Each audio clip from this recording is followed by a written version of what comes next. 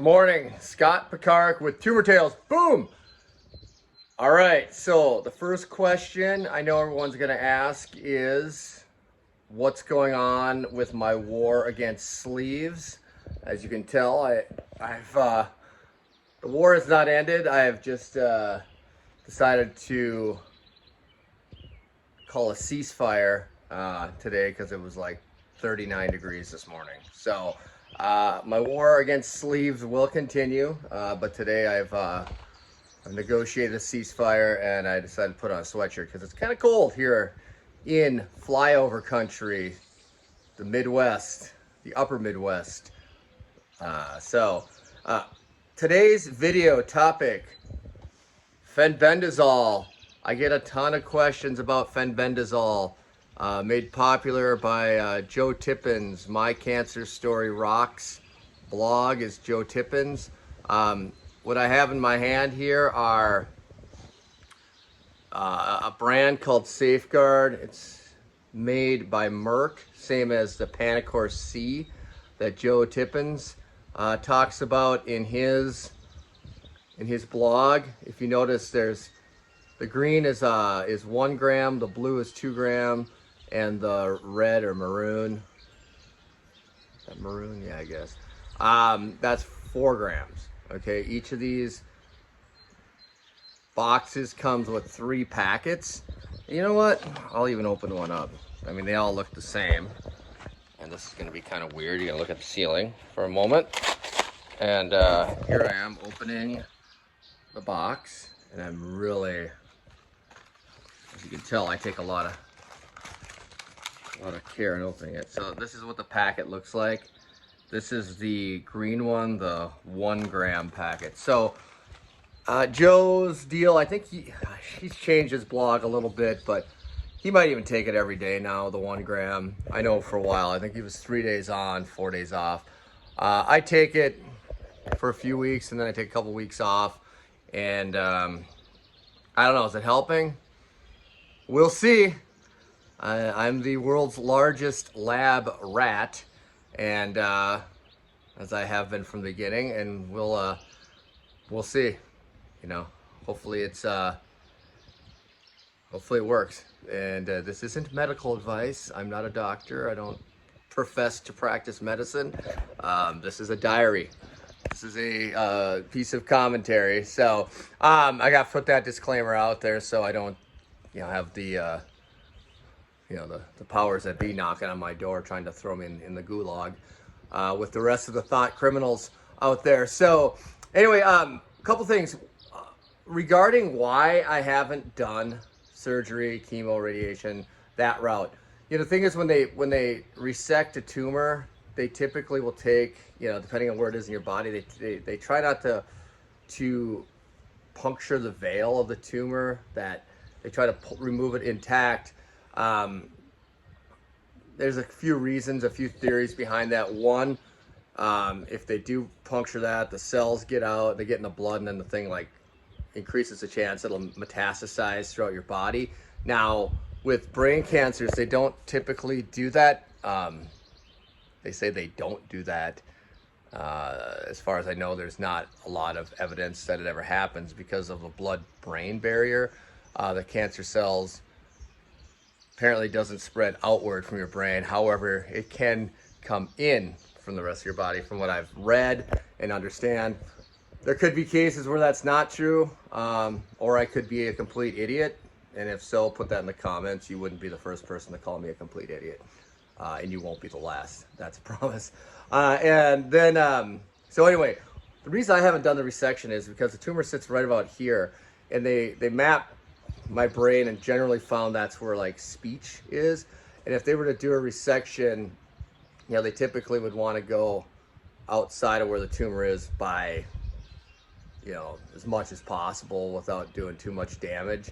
And if they did that for me, it'd be very likely I would lose the ability to speak. It would almost be like a cranial lobotomy. And I'm not willing to do that. Yeah, would rather take my chances fighting it any way I can that isn't going to turn me into a vegetable. And so that was kind of the genesis of what got me on this journey. So, I know I've been judged all the time. Not that I'm keeping score, but I know I've been judged, and I will continue to be judged. And it used to bother me a lot, especially early on. And I've gotten over that for the most part. I'm not going to say every once in a while. I don't want to scream at somebody and, you know, say a few other things, but you have to, you got to bite your tongue and understand that a lot of people, most people are, they have they want to see you be well, and they have their opinions, and they've they think what they believe is the best path. So that's what I tell myself. And then there's people that just want me dead, and those are probably the people that cheer me on the most, and whatever they think will kill me fastest will be what they'll encourage me to do. I'm joking, kind of. So anyway, along those lines, I just tell everyone, these are your decisions. This is your health. It's your life. You have to do what's best, what you feel is going to give you the best chance of surviving. And unfortunately, right now in the new era of the Ministry of Truth, the censorship that's going on with big tech, it's real. It's there. Some of my more controversial topics I'm avoiding because I don't want to get shut down. Maybe I need to go to Rumble and open an account. These, I'm not talking about conspiracy stuff. There's an attempt by governments and the money interests out there to suppress and silence diversity in thought when it comes to health. And just because you don't have, there's this myth that if you I guess the tumor is really getting to me. Unless you have doctor in your name, you're an idiot, and you can't have thoughts, and you can't do research, and you can't think. And if you do have doctor in your name, then you're a genius, and then your word is law, and unless, of course, you go against the grain of the conventional dogma in medicine, then of course, then they'll call you a racist or something and an idiot, and then suddenly you've lost all credibility, and they don't invite you to the cocktail parties anymore. So what's my point? My point is you're gonna have to dig for truth right now. YouTube's been censoring people. Facebook definitely has, and the more we find out every day, the sicker it is. I'm not saying everybody out there is, has good intentions. Of course not, but I would rather have more information and more thoughts and more ideas than less. I would rather be able to go out, do some of my own research, listen to my own body, trust my lion eyes, and and give myself the most options, and the most ideas, even those that conflict, and be able to rationalize out what I think is best for me. So, it's scary times we have right now. The censorship is like nothing I've ever seen in my life. I've read about it. There's a book talk about the Bolshevik Revolution in Russia, and how the gulags that they created, and how they would just terrorize their own population. It's a book called The Gulag Archipelago, Alexander Solzhenitsyn.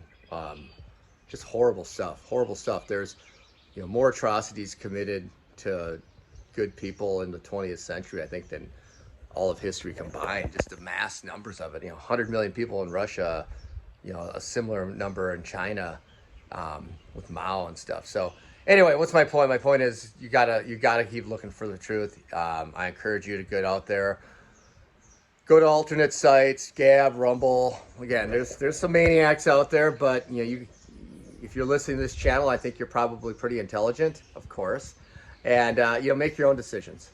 And you know, you have trusted advisors. Your doctor, you know, many of the doctors have your best interests at heart, and some of them don't. So you have to decide which ones do and which ones don't, and make your choice. And you got to live or die with that. And that's what I'm doing. So again, not medical advice. This is thinking advice. And I wish every one of you well. I hope anyone who's still listening to this video, a healthy life, and all the abundance that life can give you. So anyway, with that, I got to go. Remember, the war on sleeves is not ended. I've just called a ceasefire. Next video, I promise to not be wearing a shirt with sleeves on it. All right, gotta go. Boom, I'm out of here.